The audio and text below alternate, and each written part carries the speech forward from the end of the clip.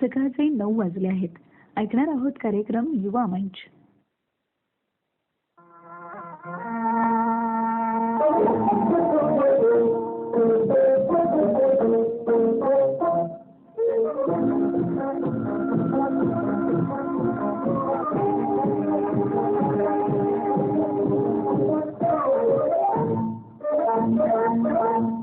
हाय, hello, नमस्कार. FM band 100.1 megahertz तुम्ही tune केलाय आणि सुरू करूया आता युवा मंच. आणि मी आहे सुप्रिया दाभाडे.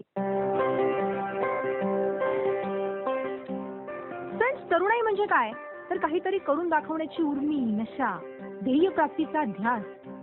बऱ्याचदा आपल्या आयुष्यात आपली जी काही ध्येय असतात ना, ती पूर्ण करण्यासाठी कठीण परिश्रमांची गरज असते. It's only hard work which page and nothing else. प्रामाणिकपणे जर प्रयत्न केले ना तर नक्कीच यश संपादन करता येतं. मग ते अगदी कुठल्याही क्षेत्रात का असेना. हे नुकतंच सिद्ध केलंय अहमदनगरच्या रोहिणी शिंदेनं. काही दिवसांपूर्वीच MPSC परीक्षेचा निकाल लागला. त्यात रोहिणी शिंदेनं उत्तुंग यश मिळवलंय. तिची निवड सहाय्यक विक्रीकर आयुक्त म्हणून झाली आहे. तर आज आपल्या स्टुडिओमध्ये रोहिणी शिंदे आहे. तिच्या या यशाबद्दल आपण तिचं अभिनंदन करूया आणि गप्पाही तिच्याशी छान मारूया आता आपण.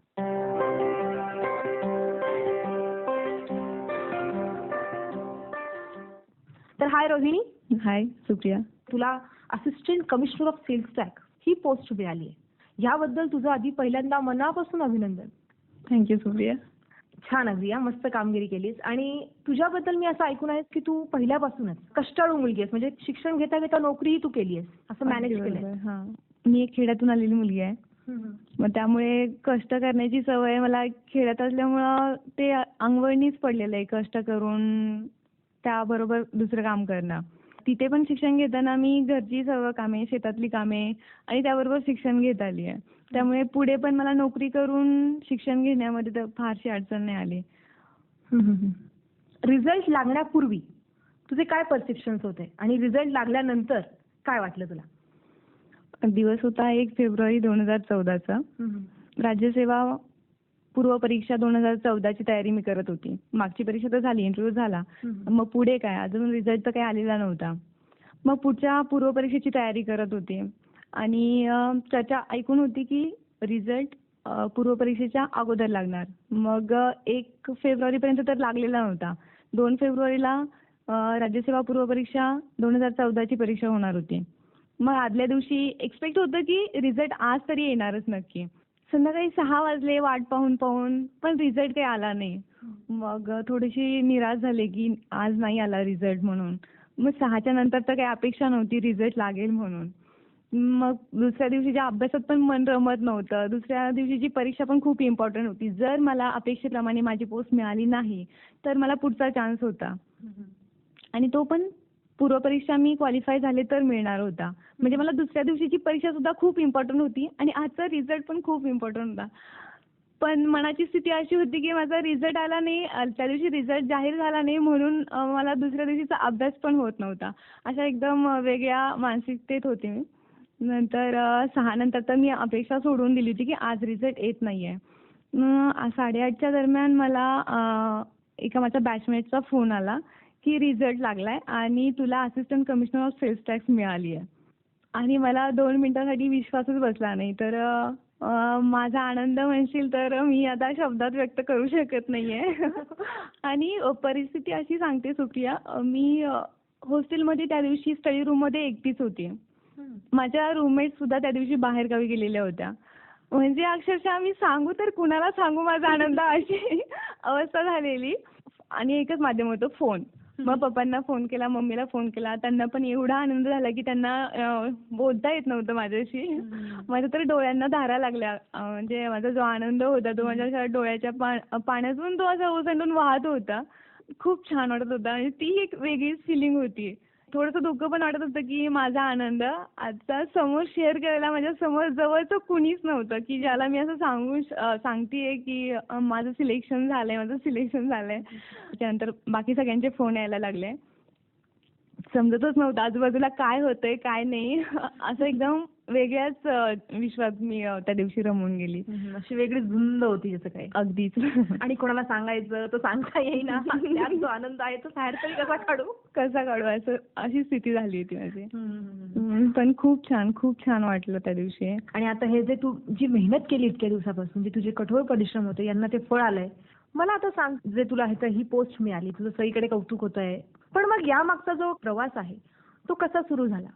मी माझं 1ली ते 4थी पर्यंतचं शिक्षण दगडवाडी या छोट्याशा गावामध्ये घेतलंय. गावाचं नाव ऐकून तर कुणाला असं वाटेल नाही की खूप छान गाव असेल वगैरे असं. नावाप्रमाणेच एकदम दुष्काळी परिस्थिती, डोंगर, दगड आणि असं खूप ओसाड भाग आहे तो. अशा गावात मी माझं 4थी पर्यंतचं शिक्षण घेतलं. 4थी पर्यंतचं माझं जे परफॉर्मन्स राहिला शाळेमध्ये, त्यावेळेस आमचे गुरुजी पप्पांना सांगायचे की तुमची मुलगी ना एक दिवस बोर्डावर नक्कीच झळकणार. पप्पांना असं वाटायचं की ठीक आहे, शिक्षकांना त्यांच्या विद्यार्थ्यांचं कौतुक असतंच म्हणून म्हणत असतील कदाचित. पण नंतर जेव्हा मी हायस्कूलला गेली, हायस्कूल आमच्या गावापासून 2 किलोमीटरवर एक गाव आहे करंजी म्हणून, तिथे हायस्कूलची सोय होती. म्हणजे पुढचं शिक्षण घ्यायचं तर तिथे जावं लागायचं. तिथे श्री नवनाथ विद्यालय करंजी म्हणून हायस्कूल आहे. त्या हायस्कूलला मी ऍडमिशन घेतलं. मग 5वी पासून 10वी पर्यंतचं माझं शिक्षण त्या विद्यालयात झालं. पण तिथेही जेव्हा मग वर्गामध्ये नेहमी 1ल्या-2ऱ्या नंबरवर असायचे. शक्यतो 2ऱ्या नंबरवर. मला 1ला नंबर फक्त 8वी मध्येच मिळाला होता. तर 2ऱ्या नंबरवर असायची. मग पप्पांना त्यावेळेस थोडंफार जाणवायला लागलं, आईला पण जाणवायला लागलं की आपल्याच गावात होती म्हणून कदाचित गुरुजींना वाटत असेल की मुलगी हुशार आहे. पण जेव्हा करंजीमध्ये गेली, हायस्कूलमध्ये गेली, तेव्हा आसपासच्या गावातल्या मुलांमध्ये पण ती जर 1ली-2री येतेय तरी म्हणजे नक्कीच काहीतरी आहे आपल्या मुलीमध्ये. मग त्यांनी पण मला तसा सपोर्ट द्यायला सुरुवात केली की तू जास्तीत जास्त अभ्यासावर लक्ष दे, घरातले कामं किंवा शेतातली कामं यांच्याकडे लक्ष न देता अभ्यासावर फोकस कर. त्या अँगलने त्यांनी मला बऱ्यापैकी सपोर्ट दिला. मग असं करत करत मी 10वीची एक्झाम दिली. 10वीला करंजीला आमचं केंद्र होतं एक्झामचं. तर त्या केंद्रामध्ये 10वीचा रिझल्ट लागल्यानंतर मी 1ली आली.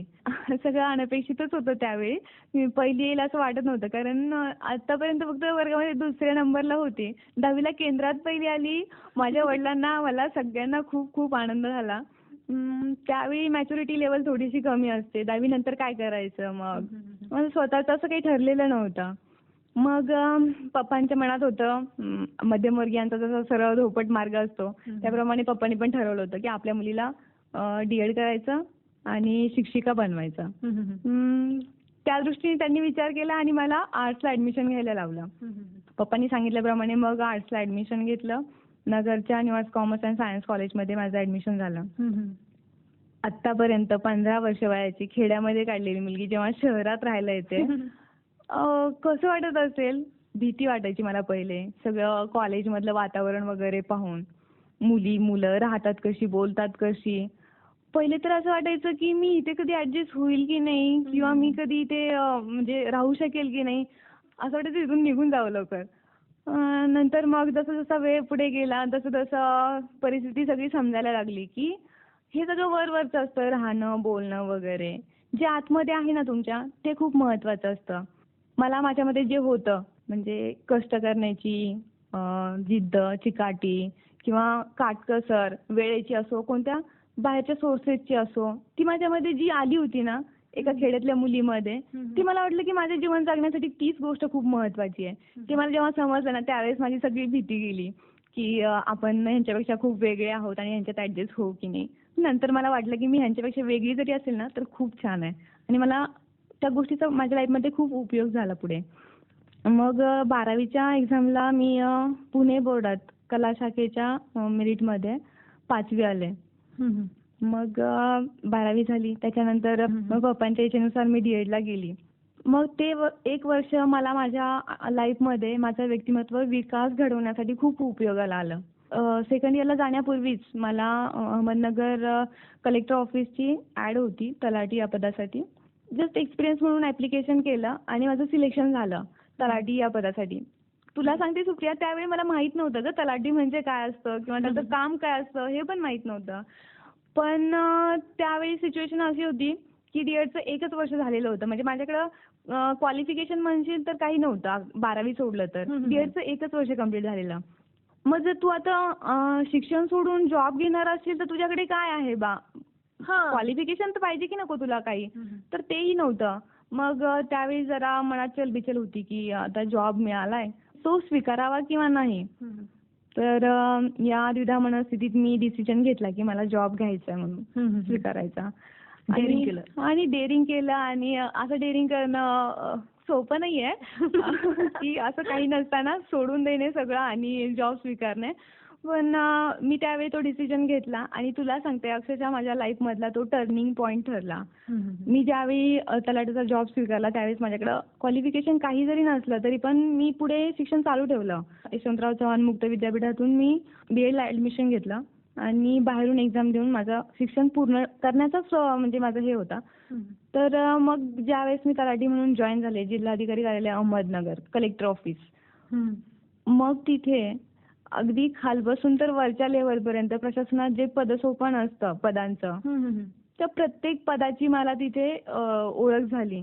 शिपाई काय असतो, क्लर्क काय असतो, अव्वल कारकून काय असतो, मग तलाठी काय, मग वर काय आणखी नायब तहसीलदार, मग डेप्युटी कलेक्टर, ऍडिशनल कलेक्टर आणि कलेक्टर एवढ्या सगळ्या व्यक्ती मला अशा जवळून पाहायला मिळाल्या. बस माझ्या डोक्यात अशी एकदम तीच हे आली म्हणजे त्या पदांची मला एक क्रेज म्हणतो ना आपण ते कसं मिळवायचं किंवा काय असतं किंवा ते जे आहेत त्यांच्याकडे जे अधिकार आहेत किंवा ते वापरून ते काय काम करू शकतात हे मला तिथे सगळं कळत गेलं आणि मग तिथूनच माझ्या मनात प्रशासनामध्ये जाण्याची इच्छा निर्माण झाली. म्हणजे एक एक गुंता सुटत गेला, एक एक गोष्ट तुझ्या पुढे उघड होत गेली. हो. आणि तसं तसं तू पुढे वाटचाल करत गेली. आणि म्हणतात ना लाईफ मध्ये जे होतं ते चांगल्यासाठीच होतं. मी D.Ed सोडून तलाठी झाले आणि मग मला ती इच्छा निर्माण व्हावी त्या अर्थाने एक जे झालं माझ्या लाईफ मध्ये ते चांगलं झालं असं मी मानते. म्हणजे जो बदल घडला तो छानच झाला. आणि मग मी ठरवलं की मला पण प्रशासनात जायचं आणि ज्यावेळेस मला पण ते अधिकार मिळतील त्यावेळेस मी पण काहीतरी करू शकेल आपल्या समाजासाठी. तर मग त्यासाठी काय करावं लागेल तर MPSC ची एक्झाम द्यावी लागेल. मग त्याच्यासाठी ग्रॅज्युएशन पहिले कम्प्लीट करावं लागेल. मग मी ग्रॅज्युएशन कम्प्लीट केल्यानंतर ठरवलं की मला प्रशासनात जायचं आणि त्यामुळे MPSC च्या अभ्यासाची तयारी सुरू केली. आणि मग ही MPSC ची तयारी सुरू करत असताना तू नोकरी कंटिन्यू केली होतीस का? माझी नोकरी चालूच होती. नोकरीचं टायमिंग म्हणजे माझ्या जॉबचं टायमिंग होतं सकाळी 10 ते संध्याकाळी 6 पर्यंत. मग अशा वेळी जॉब पण मला सोडायचा नव्हता कारण ज्यावेळी मी जॉब स्वीकारला त्यावेळेस माझ्यात एक असं प्राऊड फील होतं की मी वयाची 18 वर्ष कंप्लीट झाल्यानंतर एक इंडिपेंडंट आर्थिकरित्या सक्षम झाली आहे आणि ती गोष्ट मला खूप प्राऊड फील होत होती. त्याच्यामुळे मला जॉब सोडायचा नव्हता. जे काही करायचं होतं ते जॉब करून करायचं होतं हे मी पक्क ठरवलं होतं. मग जॉब तर करायचा आहे, अभ्यास पण करायचा आहे. मग वेळेचं मॅनेजमेंट तिथे खूप महत्वाचं होतं. तर 10 ते 6 हा माझा जॉबचा वेळ. त्या व्यतिरिक्त मला मिळणारा वेळ म्हणजे सकाळी 7 ते 10 आणि संध्याकाळी 6 नंतरचा 7 ते 10. तर आपलं अहमदनगरचं महानगरपालिकेने सुरू केलेलं एक स्पर्धा परीक्षा केंद्र आहे.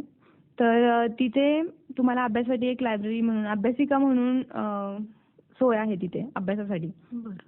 तर मी सकाळचा 7 ते 10 माझा वेळ तिथे जायचा. तिथे मी 3 तास अभ्यास करायची. तिथून तशीच ऑफिसला जायची. ऑफिसमधून आल्यानंतर 6 वाजता 6 ते 7 फ्रेश होऊन पुन्हा तिथे येणार आणि तिथे 7 ते 10 पुन्हा 3 तास अभ्यास करणार. असं मी माझ्या जॉबच्या व्यतिरिक्तचा जो वेळ होता त्याच्यामध्ये अभ्यासाचं मॅनेजमेंट असं केलं. माझा 3-6 तास रोजचा माझा अभ्यास व्हायचा. पण मी कंटिन्यू अभ्यास करायची म्हणजे दुसरा काही वेळ माझा जॉबच्या व्यतिरिक्त जो काही मला क्षण मिळायचा तो माझा एक ना एक सेकंद अभ्यासासाठी असायचा. म्हणजे तू पूर्ण डिवोशननी अगदी ते केलं. खूप डिवोशननी केलं आणि मला ते खूप फायद्याचं पडलं पुढे. मग आता एवढ्या सगळ्या टाईट शेड्यूल मध्ये आणि कालावधीमध्ये मग तुला असं बाहेर कुठे डोकं वर काढण्यासाठी असं वेळच नाही म्हणजे आपलं अभ्यास जॉब एवढंच माझं शेड्यूल होतं पूर्ण. काय मग या व्यतिरिक्त काही म्हणजे मनात विचारच नाही की आपण थोडा टीव्ही बघूया किंवा मग आपण थोडं रिक्रिएशन करूया असं कधीच वाटलं नाही का तुला? ऍक्च्युली तसं वाटणं पण पॉसिबल होतं कारण प्रत्येकामध्ये थोडंसं असतं की मन आहे तिथे त्याला थोडंसं रिलॅक्स करण्यासाठी करमणुकीची गरज असते किंवा सारखं सारखं वाचन किंवा सारखं सारखं अभ्यास हे पण नाही.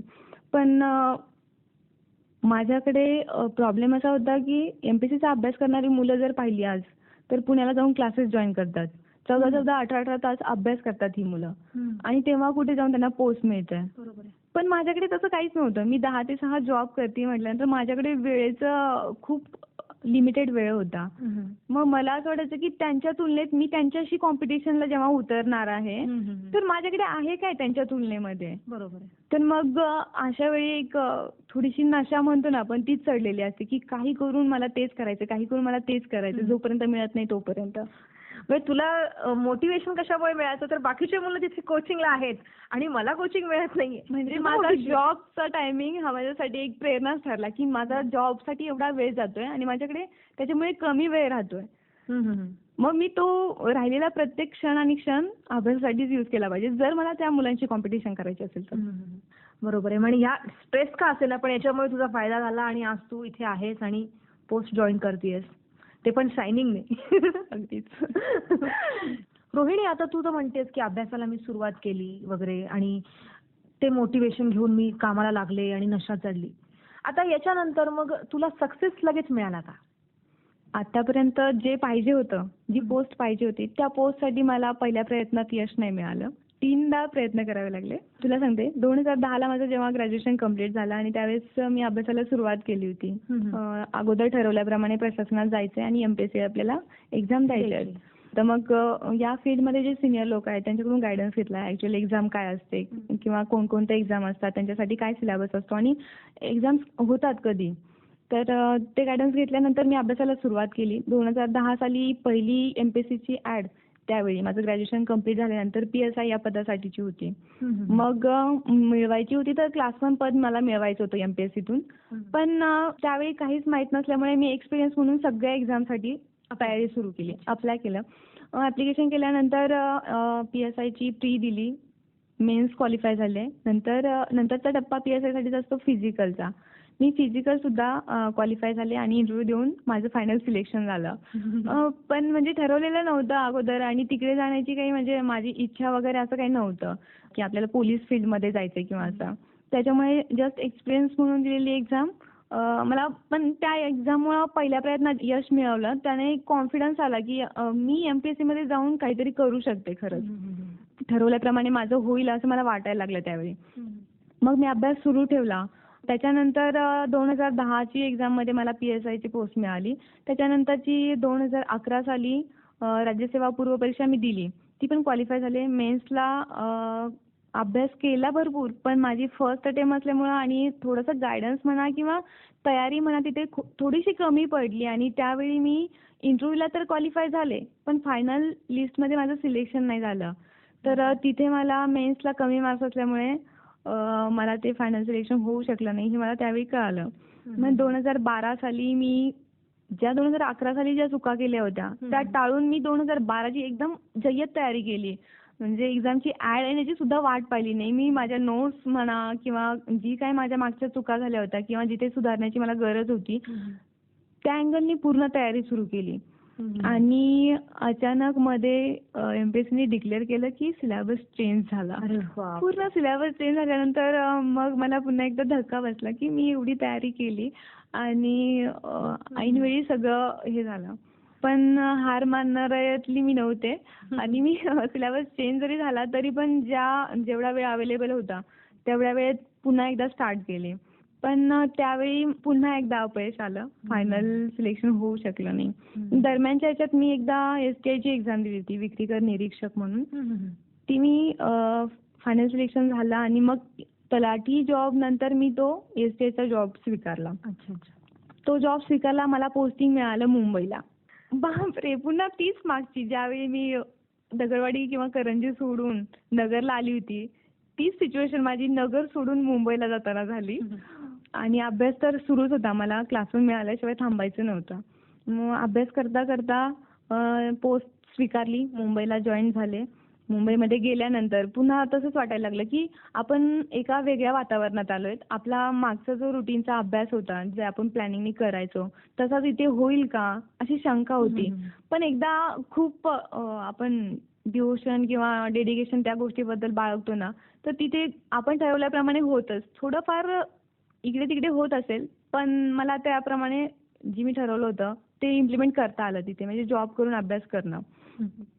मग हॉस्टेलला राहून तसंच मी जॉबच्या व्यतिरिक्त जो वेळ होता हॉस्टेलमध्ये तो पूर्ण अभ्यासासाठी यूज केला. 2013ची ऍड होती माझी ही. 13ची प्री झाली, मेन्स झाली, नंतर इंटरव्ह्यूचा टप्पा आला. इंटरव्ह्यूचा टप्पा आपण मेन्स पर्यंत जो अभ्यास करतो ना सुप्रिया, त्याच्यामध्ये तुम्हाला सिलेबस दिलेला असतो, एक प्रॉपर सिलेबस. या एक्झामसाठी हा सिलेबस आहे आणि ह्याच्यावर तुम्हाला क्वेश्चन्स विचारले जातील, हे एक सांगितलेलं असतं. पण इंटरव्ह्यू हा असा एक टप्पा आहे की तिथे सिलेबस काही तुमच्या डोळ्यासमोर नसतो आणि तिथे तुम्हाला तुमची पर्सनॅलिटी किंवा तुमच्या व्यक्तिमत्वाचे विविध पैलू चेक करण्यासाठी ते तुमच्या समोर बसलेले असतात. त्या टप्प्यावर मला खऱ्या अर्थाने जाणवलं की एमपीएससी एक अधिकारी म्हणून काय एक्सपेक्ट करते आणि तुझ्यामध्ये काय आहे हे, म्हणजे स्वत्वाची जाणीव जी म्हणतो ना आपण, ती मला त्या टप्प्यावर झाली. आणि खूप छान प्रवास असतो एमपीएससीच्या इंटरव्ह्यूचा, की तुम्ही लाईफच्या सगळे फील्ड जे असतात त्या सगळ्या फील्डमधलं तुम्हाला नॉलेज ठेवावं लागतं, त्यातल्या अपडेट्स राहावं लागतं त्याबद्दल. आणि फक्त पुस्तकी ज्ञान मिळून गरजेचं नाहीये, तर तुम्हाला ते अप्लाय करता आलं पाहिजे किंवा ते पुस्तकी ज्ञानाचा बाहेर कुठे उपयोग होऊ शकतो हे तुम्हाला समजलं पाहिजे. एक अधिकारी म्हणून तुमच्यामध्ये डिसिजन मेकिंगची पॉवर असली पाहिजे. तुम्हाला समाजाच्या समस्यांची जाणीव असली पाहिजे. ज्यावेळेस जाणीव असेल त्यावेळेस तुम्ही ते सोडवू शकता. अशा अँगलने तुम्हाला इंटरव्ह्यूची तयारी करावी लागते. आणि खूप सुंदर असा इंटरव्ह्यूचा टप्पा होता. इंटरव्ह्यू झाला, म्हणजे झाल्यानंतर मला असं वाटलं होतं की 99% मला यावेळी पोस्ट मिळणार म्हणून. रोहिणी, आता तुझा हा जो प्रवास आहे, हे जे तू काही अभ्यास वगैरे केलास आतापर्यंत लाईफमध्ये, जितकं काही तू झगडलीस, आता हा तुझ्या एकटीचा प्रवास नसावा मला असं वाटतं. कारण कुठलीही व्यक्ती ही स्वतः एकट्याने काही करू शकत नाही. त्यात तिला फॅमिली सपोर्ट, फॅमिली बॅकग्राऊंडही त्याला इक्विव्हॅलंट असावं लागतं.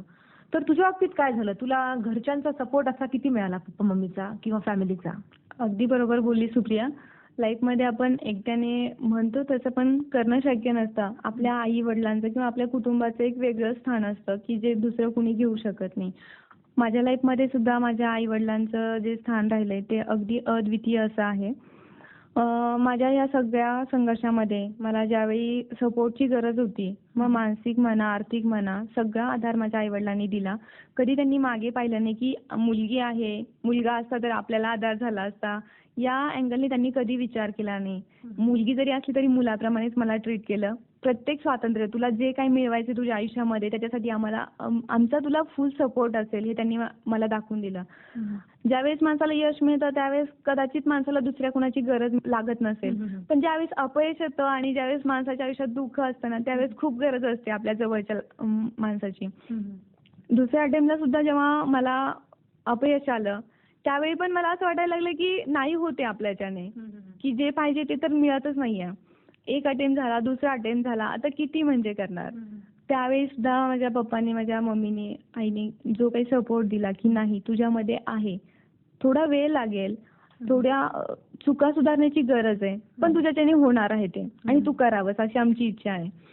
मग त्यांची पाठीवरची थाप माझ्यासाठी खूप महत्वाची आणि मोलाची ठरून गेली आणि मी तिसरा अटेम्प्ट दिला ज्यात मला यश मिळालं.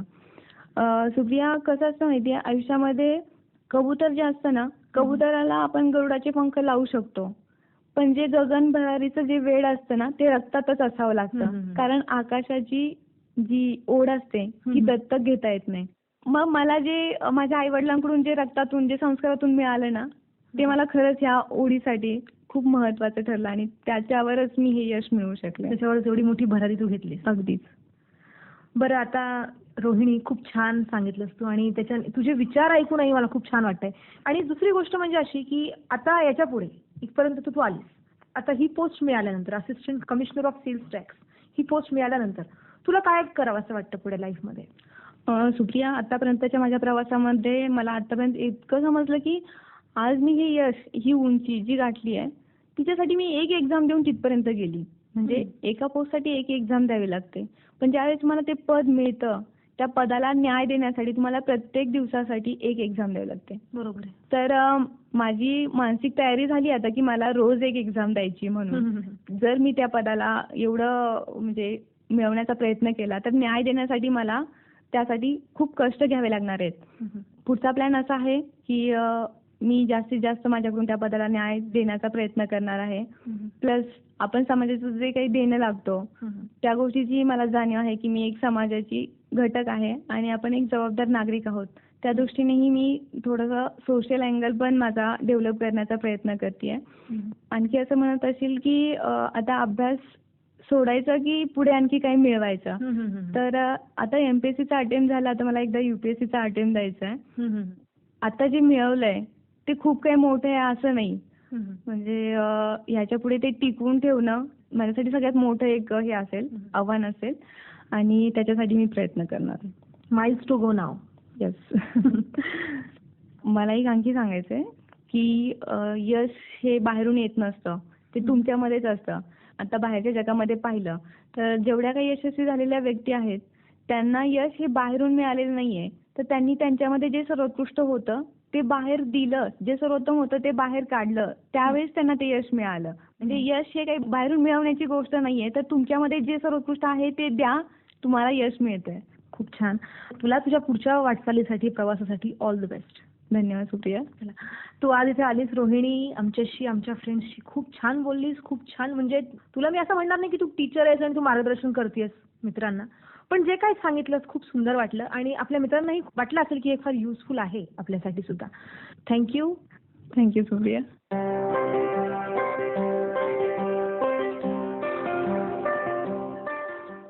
सो फ्रेंड्स, ही होती रोहिणी शिंदे, आपल्या अहमदनगरचीच. मित्रांनो, एखादी गोष्ट मिळवायचीच असं जर आपण पक्क मनाशी ठरवलं ना, तर परिस्थिती अगदी कशीही असो तिच्यावर मात करून आपण पुढे सरसावतोच.